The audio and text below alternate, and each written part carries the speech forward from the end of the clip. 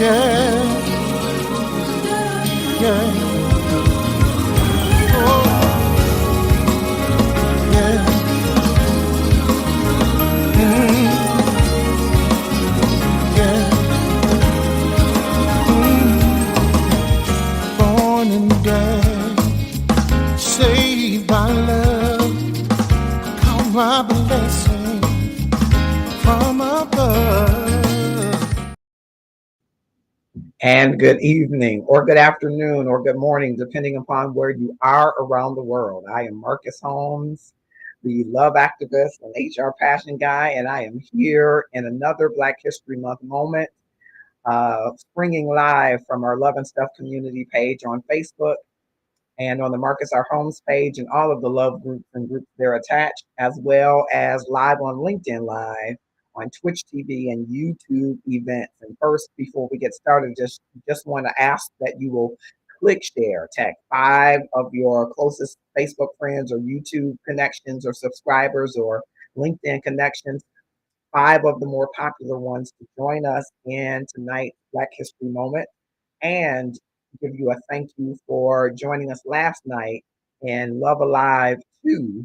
And we gave away some wonderful prizes. I don't know if you can see that because of the virtual background, but there is our new My Love is front and center that's available on the Shopify store, and the hoodie, the t-shirt, the Valentine's Day love gear is there as well. So I encourage you to shop.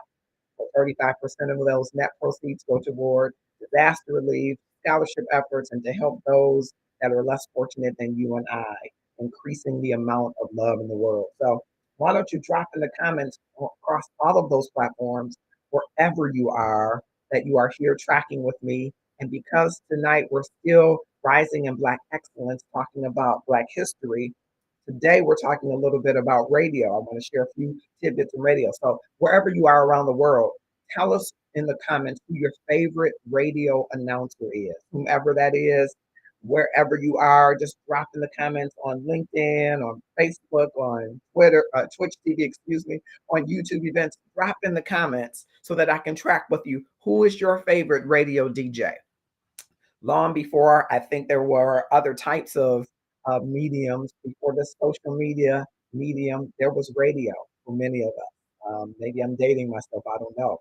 But I want to hear from you as we go into some Black history moments, some people who were noted in the radio broadcast arts field, and some people who were pioneers at the beginning of it. And hopefully, there will be some interesting facts that you will click share and tag someone to join us in this journey of Black History Month. We're having a Black History Moment every Tuesday at 8:30 p.m. Eastern Standard Time. I know last year we did 28 days. This year we're not going to do 28 days, but we will have a highlight every week during our Love and Stuff hour, where we normally talk about topics around love and relationships, right?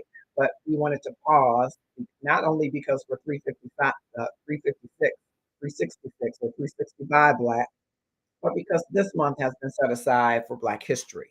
And so we want to highlight and elevate the voices, maybe some voices that are unfamiliar to you that you will find information out about. So I hope that you will click share and tag someone to join us as I share a few photos and as I share some information about various persons that are within our Black history, still rising in Black excellence. I hope you will drop in the comments the name of your favorite radio host. Who's your favorite radio host?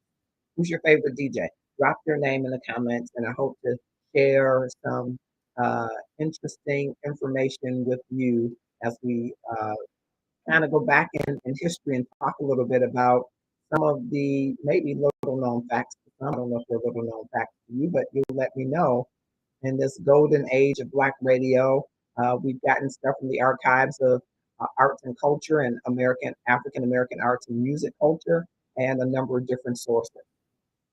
For African Americans in the mid 20th century, radio was the most popular medium of mass communication. Imagine that. There was no Facebook, right?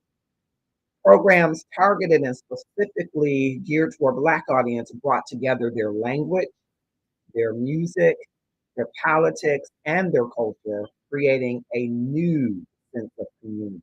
So we're talking about um, starting as early as the 1920s, some say, is when networks began to sponsor a few hours of weekly programming for Black audiences, including live musical and theatrical performances.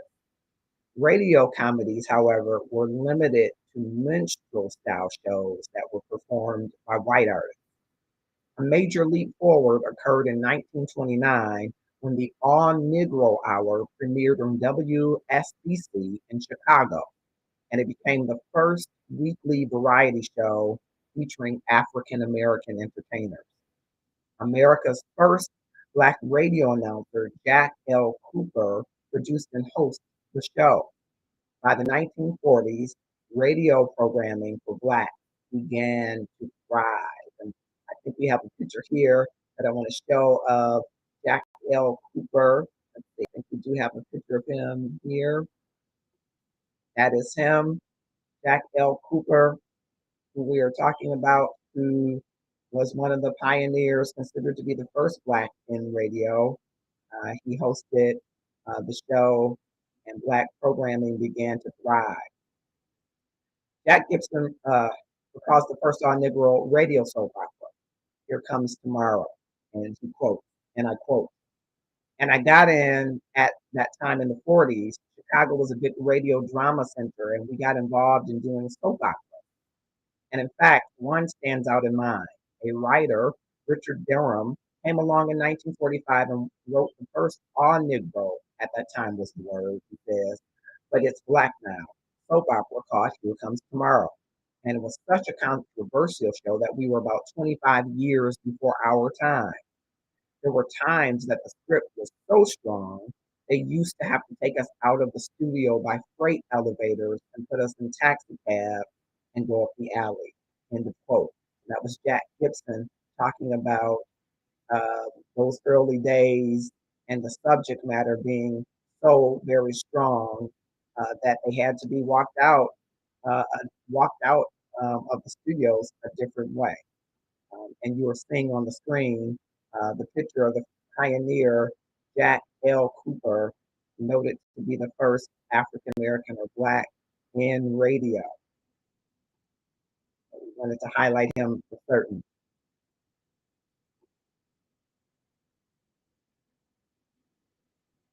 Right?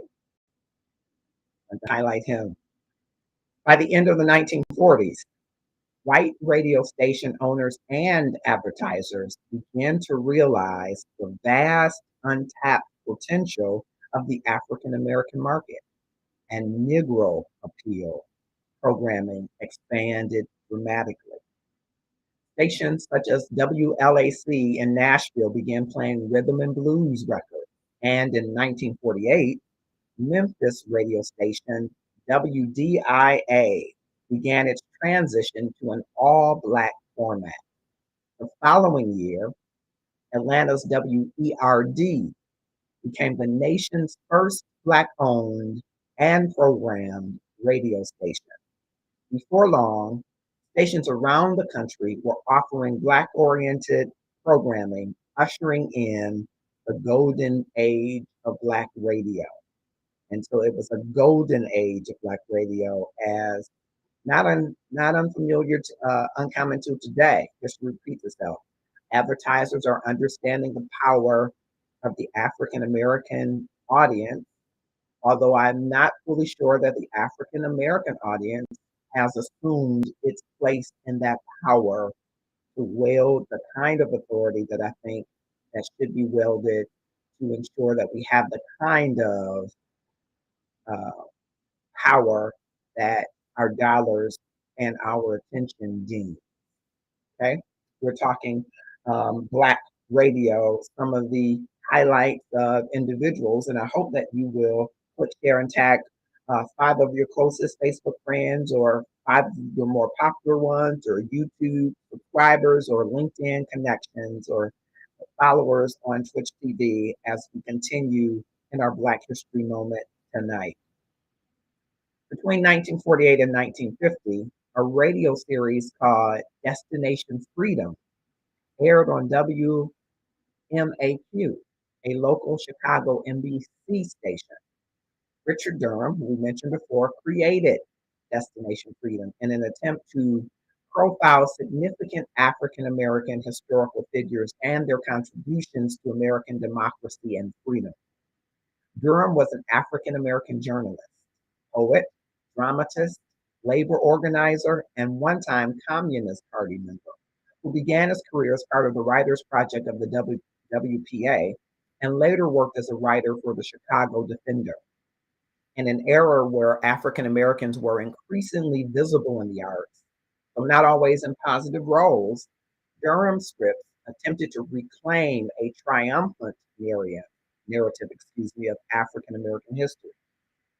Peppered through this platform were some Black radio stars, though they often appeared in only comedic shows that perpetuated age-old Black stereotypes and minstrelsy, excuse me. As Barbara Savage explained in Broadcasting Freedom, Radio, War, and the Political Race, 1938 to 1948, published in 1999, Durham's show was unlike any other because his work molded Black history into a living political argument. Thank you for joining those that are joining us across all platforms. We appreciate you being here. Fantastic. Thank you so much. Monique Tipton, thank you. Jessica Howard, we're going to mention a little bit of that iconic woman. Thank you so much for dropping her name in there. Martha Jean the Queen Steinberg. Got a special story I want to share. And thank you. I hope that you will quick share along with Monique Tipton. Thank you so much. On June 27th, 1948, the first episode of Destination Freedom aired on WMAQ. Before the introduction of the series, a voice sang the African American spiritual, "O Freedom," and the classic lines, "And before I'd be a slave, I'd be buried in my grave and go home to my Lord and be free," played in the series' opening credits. The episode that followed, "The Knock-Kneed Men," told the story of Crispus Attucks, a former slave who was killed during the Boston Massacre and widely considered to be the first casualty of the Revolutionary War.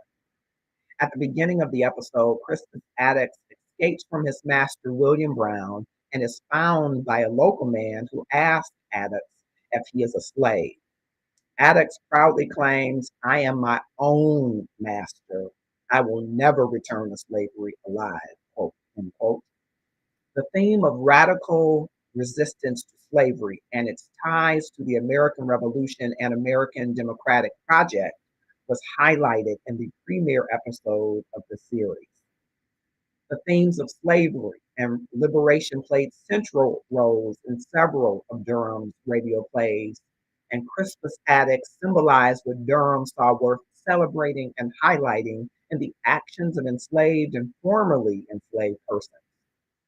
Resistance was an important part of this narrative, but so was an adherence to the democratic and revolutionary principles that guided the founding fathers of these United States. In fact, the description of Destination Freedom that ran at the beginning of each program began by saying that the series was, quote, dramatizing the great democratic traditions of the Negro people, end quote. In 1948, focusing on the narratives of the enslaved as both participants in their freedoms and active resistors to slavery was relatively new in media. Their portrayal as agents of American democratic principles on this medium was revolutionary. Durham's work on Destination Freedom built on the historical approach of Herbert Aptheker's groundbreaking book, American Negro Slave Revolts, first published in 1943, which highlighted the consistent presence of resistance among slaves in the United States. He was notably a regular contributor to the series.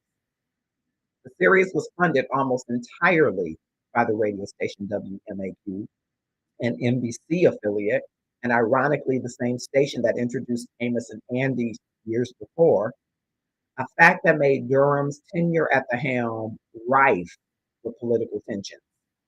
Durham and the in-house writers at NBC wrestled frequently over the supposed militant tone of his work. In a blistering letter to WMAQ after his Christmas Addict script was sent back with substantial edits, he responded that he, quote, sought to portray Negro people as they actually are, and that, quote, a Negro character will be rebellious, fighting, scorned, angry, cocky, as the occasion calls for, not forever humble, meek, etc., as some would imagine him, unquote. The station notably refused to allow him to air a story on Nat Turner and challenged his characterization of Harriet Tubman. Countering criticisms about her portrayal in the same letter, Durham wrote, quote, to present Tubman as a sort of refined version of Aunt Jemima would be criminal. To present her as a sort of religious fanatic would be far-fetched. To present her as so many Negro women are, dauntless, determined, who have a healthy contempt for people who live by racial prejudice and who are quick to recognize and extend a warm hand to other humans would be an honest, but for radio, a radical approach. End of quote. Durham realized early on that he would have to fight for an honest portrayal of his subjects, especially those that were women. The few portrayals of enslaved women in media during that era were flat, one-dimensional characters. Gone with the Wind, a decade earlier, portrayed enslaved women as both indolent and useless, as Prissy was, or sassy, overly affectionate, and protective of their white mistresses, as Mammy was. Disrupting this narrative was indeed, as Durham surmised, a radical approach. Durham's inclusion of radical female subjects was noteworthy. The series profiled several prominent African American women leaders, such as Sojourner Truth, Mary Churchill Terrell, Ida B. Wells, Mary McLeod Bethune, and Harriet Tubman.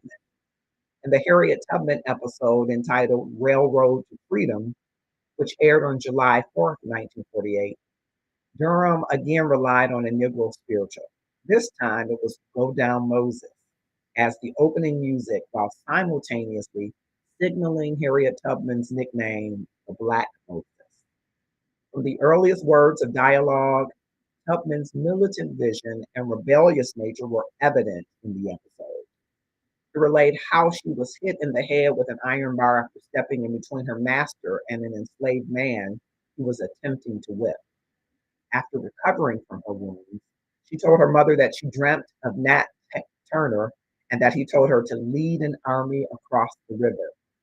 Later in the episode, Tubman boldly recounted a prayer to God in which she told him, quote, if you can't change the masters, kill them, end quote. So Durham worked to publicize the fantastic feats of Black Americans encounter the stereotypes on popular radio. He ultimately subverted the original intentions of Destination Freedom, using it to indict the very nation and democratic principles the series purported to extol. In a prescient letter to his friend Langston Hughes in 1949, the year before the show ended, Durham lamented the radio station's accusation that he must be read because of the frequency in which his scripts adhered to the virtues of a militant struggle for freedom. He claimed that his inclusion of more neutral characters was a way of appeasing the censorship of his work. Yet Durham was ahead of his time in many respects. Durham saw these desires as not counter to, but congruent with the fundamental aspects of U.S. democracy. He demonstrated this idea in his stories of abolitionists like Frederick Douglass and William Lloyd Garrison. And just as his work on Harriet Tubman alluded to the failed promise of the American Revolution, his episodes on Denmark Vesey also included the words of the founding fathers. In Vesey's closing monologue, he says, quote, they wanted their revolution to make men free and equal. They stopped with some men free and some men slaves. I took up where they left off. I found my price when I was a slave. I paid it. If my life is the price I pay to be free, take it. I'll pay it. Until all men are free, the revolution goes on. It is ironic, but telling that when the station canceled Richard Durham's Destination Freedom, it attempted to continue the series under the same name, replacing Black heroes and heroines with traditional white patriots. To use the history of resistance to slavery as a means to raise the very question the U.S. avoided in its post-World War II propaganda. Wars was a political choice which pointed to Durham's insistence on a rewriting of how slavery and enslaved persons fit into American history and memory. While the station seemed pleased with Black history programming that fit into current positive racial propaganda, the presence of radical narratives about Crispus Attucks, Harriet Tubman, or Frederick Douglass complicated the patriotic tales of Paul Revere, Patrick Henry, and others.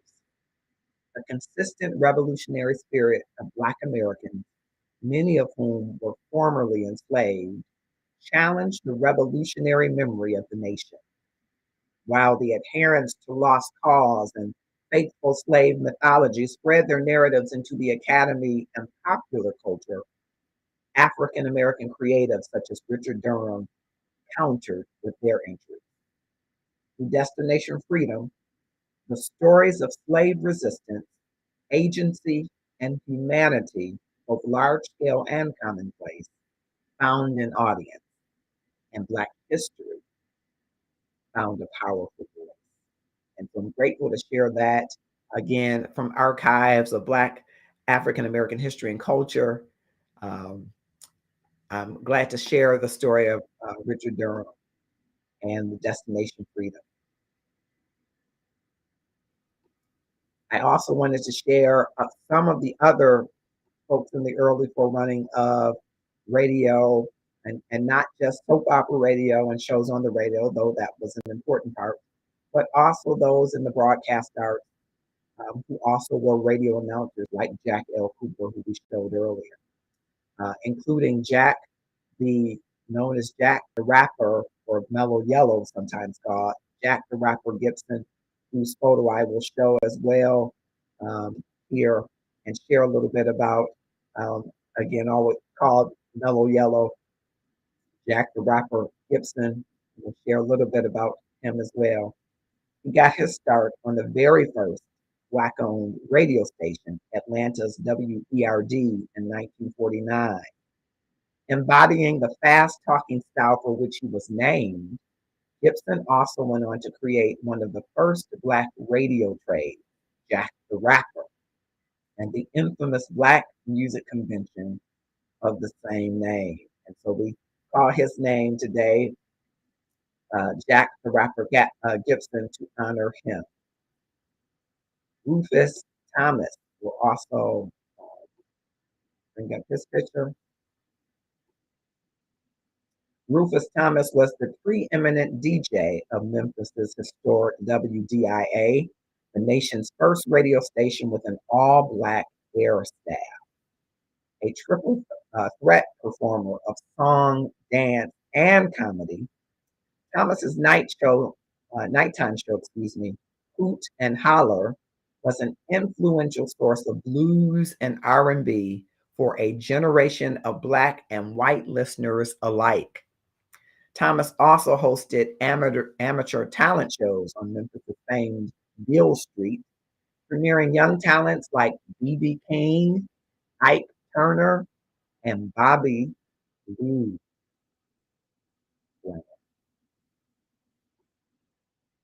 Rufus Thomas, please speak his name. And also the legendary Jaco Henderson.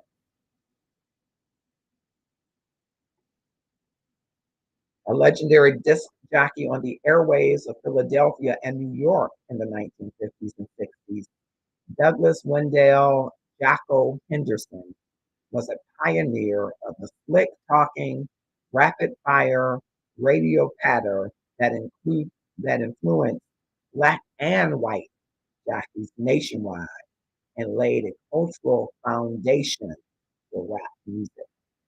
So Jaco Henderson, we acknowledge your contribution and we salute you as we continue to look at those that have had an impact in radio. Next, Petey Greene.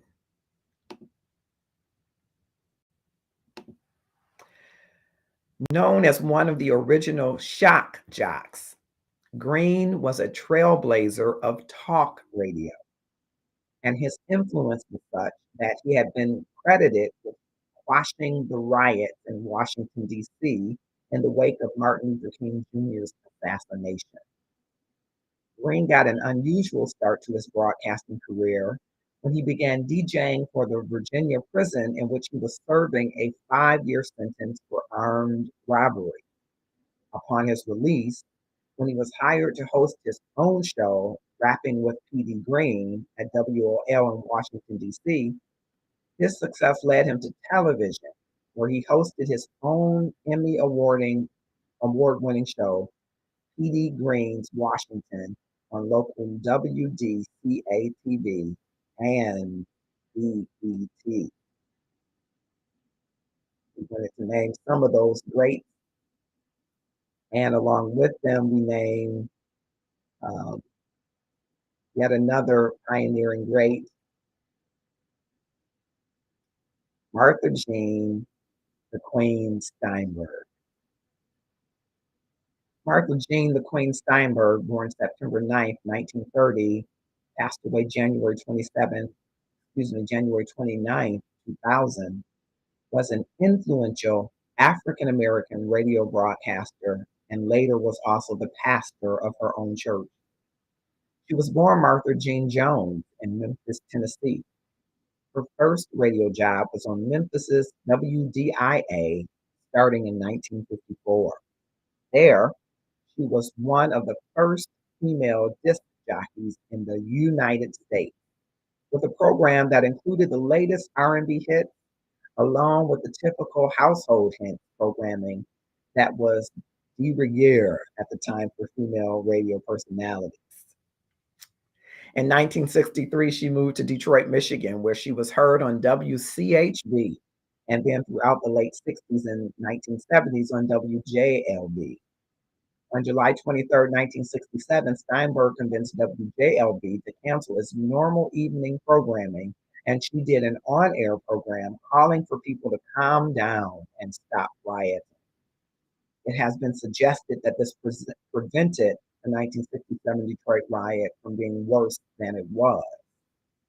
During her time at WJLB, she led the station's on-air staff in protest of the fact that the station at the time had no African American employees outside of the air staff.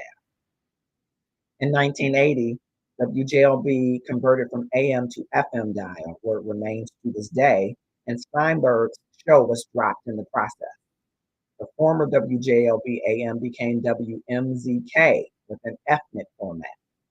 In 1982, Steinberg purchased WMZK AM and changed the call letters to WQBH in order to offer more gospel music-oriented programming.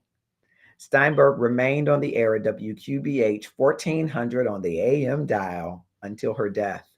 WQBH is now WDTK. She had a cameo role as a television show host in the 1973 film Detroit 9000. And in 2017, she was inducted into the Rhythm and Blues Hall of Fame. She is buried in Detroit's Elmwood Cemetery and also inducted into the Michigan Women's Hall of Fame. Martha Jean, the Queen Steinberg, we salute you as well. And then Rosetta Hines. We salute this jazz icon known to some as Auntie Rose, known to some as the Rose of radio, who made her transition today. And we are grateful for her time in radio. She ruled the Detroit airwaves for decades with her sultry voice and music history encyclopedic mind, introducing us not only to straight jazz, but launching the careers of many smooth jazz artists, including Anita Baker.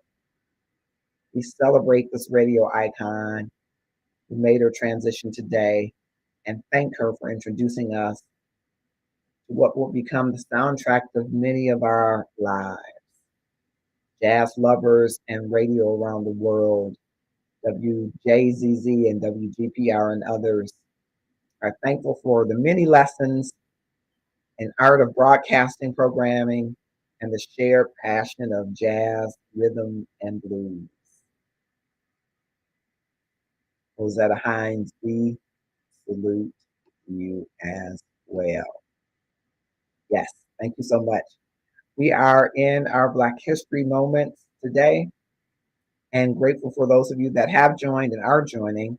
We're sharing Black History moments and have shared from Black History moments in radio. We're continuing to share some of the other um, top artists as in broadcasting arts. It is an art form, and radio was the medium, the mass communication medium for African Americans for many years. Of course, now we are all in social media, aren't we? We're on every platform and channel, but for many years, people would listen to games and watch TV. I mean, watch the radio, listen to radio as if it were TV, I better say. And so I had to insert my Martha Jean McLean Steinberg story, though I have many stories, but one that comes closer to home. Oftentimes, my dad worked afternoons. And so around the time I would be arriving home, he would be preparing to go from school, he would be preparing to go to work. And he would be cleaning. My dad was an army man, and he must have cleaned, I thought he cleaned 20 times a day, but he must have cleaned every day, along with my mother. They kept a very neat and immaculate home. That was one day I may do that. They cleaned, and my dad I would almost say he had OCD. He cleaned so much. And I would come in the door and hear some humming, but I would hear the radio. I would know he was home because he would be playing 1400, and there would be blues playing. Not just rhythm and blues. There would be blues playing like It's Cheaper to Keep Her. I don't know if anybody ever heard of that. But there would be these blues songs that were talking about leaving your love or your love ain't no good. And I thought, what are we listening to? But he would be humming along and laughing and cooking, making something for a snack for us. And he would be in the best mood and smelling Old Spice and fresh shave, and I could be smelling his fried chicken that I missed today that he would shake in a paper bag. I don't know if anybody understands that. His seasoning and flour in a paper bag, and he's shaking them while this music is going on and swaying side to side. And I'd come in the kitchen swaying side to side, and he would laugh and say, "What you know about that?" And I would say back in my best Southern drawl, "Nothing." And we would both laugh. But it was one of those moments that rung true in my mind of what good music was and was all about. And I had these moments of Martha Jean the Queen Steinberg before I really knew all of the work that she did as an African American woman and activist for those that were in broadcast radio. And I am so honored that I had the opportunity to meet her, but more honored that I had the opportunity to experience her on the radio and to understand through this medium of radio how this mass communication communicated to a people some hope, some revelation, or some relation rather to the things that they were going through. These were songs that were truly the soundtrack of some of their lives. And so that's my moment of radio that I recall among many radio moments of the smell of Old Spice and the smell of chicken frying and the sounds of It's Cheaper to Keep Her and other great music that was played on 1400 WQBH. And other hours of the day, it would be gospel, but there was a segment of the day when you got to hear the blues. And so I wanted to share that in light of our Black History moment. Diana Williams, as we move forward, is one of the earliest and most influential female personalities in Black radio, using the name Ebony Moonbeam. Williams started her career in broadcasting in 1973 when she was hired at Howard University's WHUR. 2 years later, Frankie Crocker hired Williams at WBLS FM in her hometown, New York City. And in 1978, she became the first African American woman rock DJ at WRQX FM in Washington, D.C. In 1990, Williams launched the Association of African American Music Foundation to promote African American musicians and hosted weekly broadcast Soulful Sunday on Radio 1's 107.9 WRNB in Philadelphia. Chuck Leonard, another pioneer of Black jock moves into the mainstream, was the first African American disc jockey on landmark pop station WABC AM, where he stayed for 14 years doing late night shifts before moving through a string of New York stations like WRKS, WBLS, and WJUX. Leonard caught the radio bug in college as program director of the University of Illinois station WPGU. Frankie Crocker first became a household name on New York's Black station WWRL. But after becoming one of the first Black jocks to cross over into the more mainstream radio as one of WMCA's good guys, Crocker crossed back when a Black-owned consortium hired him for a new FM radio station in New York called WBLS. Crocker assembled a huge multiracial audience and had a great influence on the mainstreaming of disco. Though resistant to rap, he played some of the first hip-hop records and hired hip-hop's first legendary radio jock, Mr. Magic. And Mr. Magic, John Rivers, created Disco Showcase on a small Play for Time FM station in New York called WHBI in 1979. Mr. Magic, as he was known, didn't know he was starting what would become the very first rap radio show. A few years later, Magic took his rap attack to commercial stations WBLS and fostered the careers of producer Marley Marl and artists like Biz Markie and Big Daddy Kane.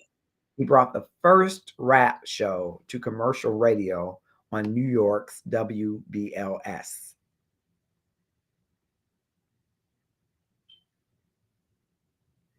Greg Mack was already a successful air personality in Houston when a small AM station in Los Angeles called KDAY hired him to be a disc jockey and music director. But Mack's programming of rap music that was so aggressive made KDAY, or K-Day, the first station to embrace rap as a core part of its programming and helped launch the LA rap scene.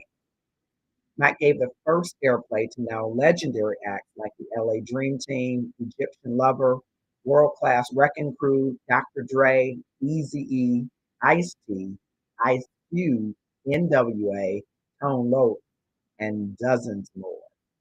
We salute all of these radio announcers and jocks. Of course, we wouldn't be complete without mentioning Tom Joyner. In 1985, Tom Joyner earned his stripes as the hardest working man in radio, juggling two top radio shows in separate cities over 1,000 miles apart. For 8 years, Joyner would do a weekly morning show at K104 in Dallas and then fly to Chicago every week afternoon for a show at WGCI. In 1994, the Fly Jock became one of the first nationally syndicated Black DJs when it was hired to host his own program, the Tom Joyner Morning Show, which spread to 29 stations.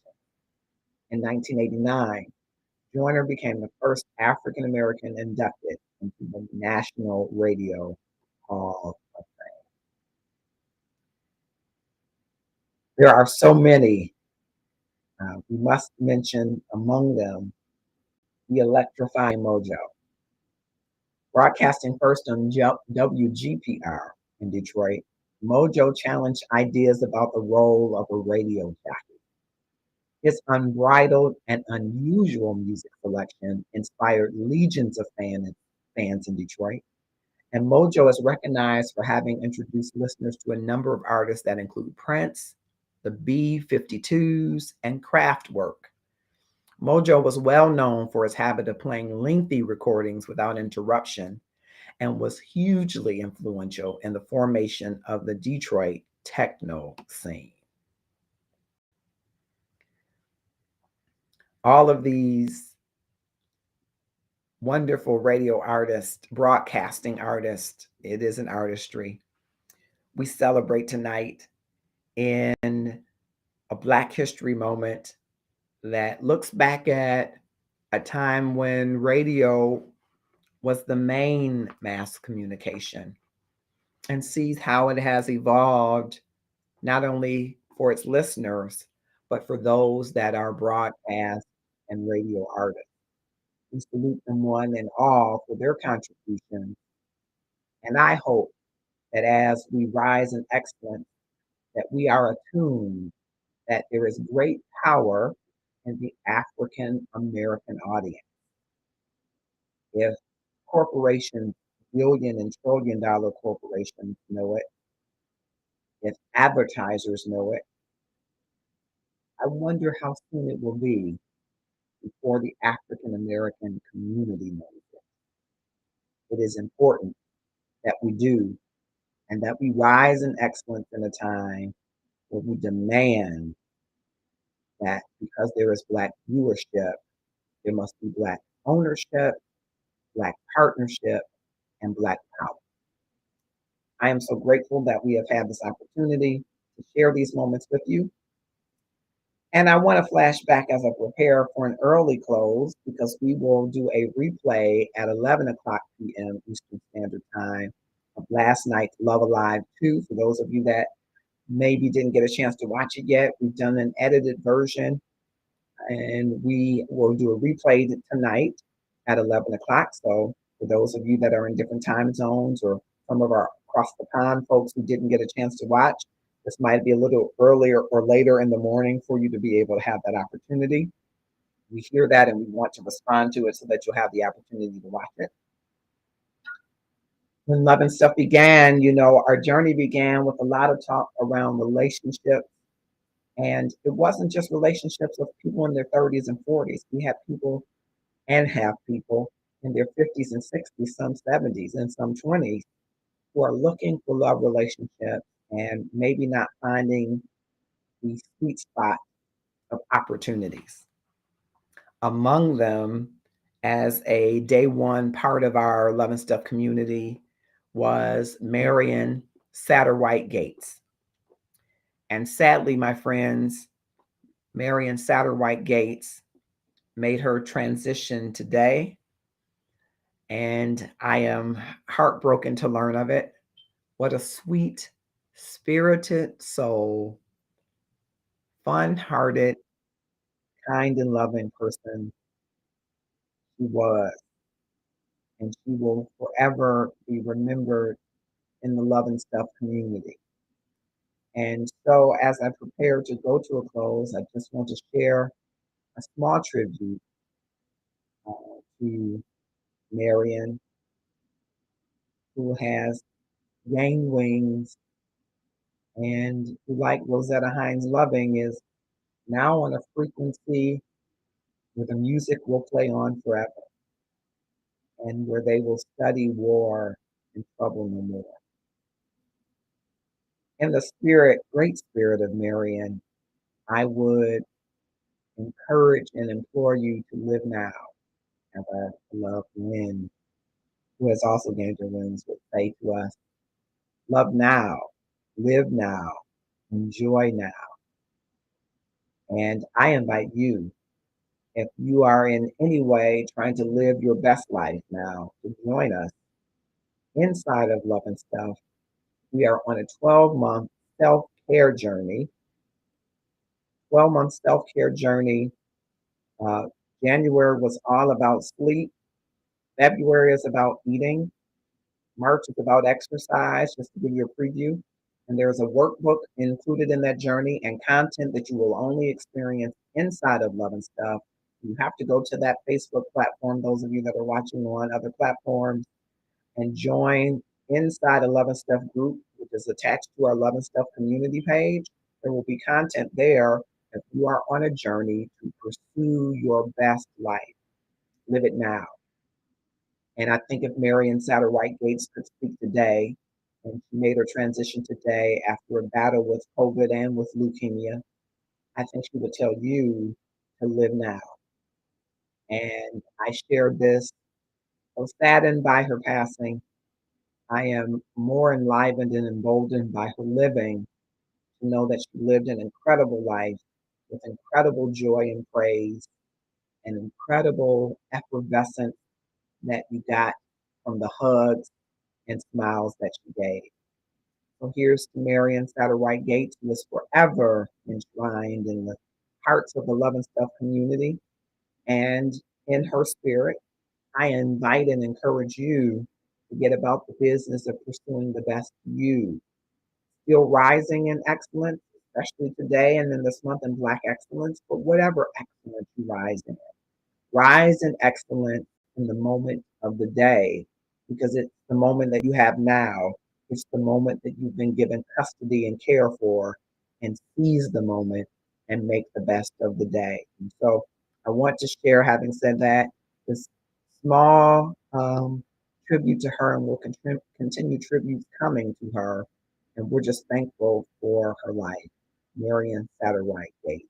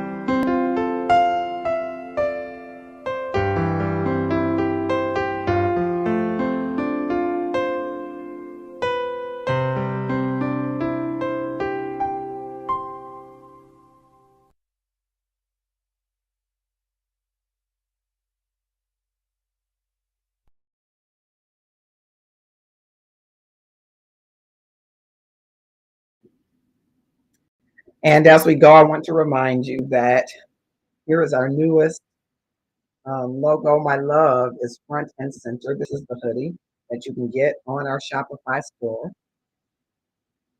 My love is front and center. You can see it. My love is front and center comes in that sweatshirt and hoodie. It also comes in the t-shirt.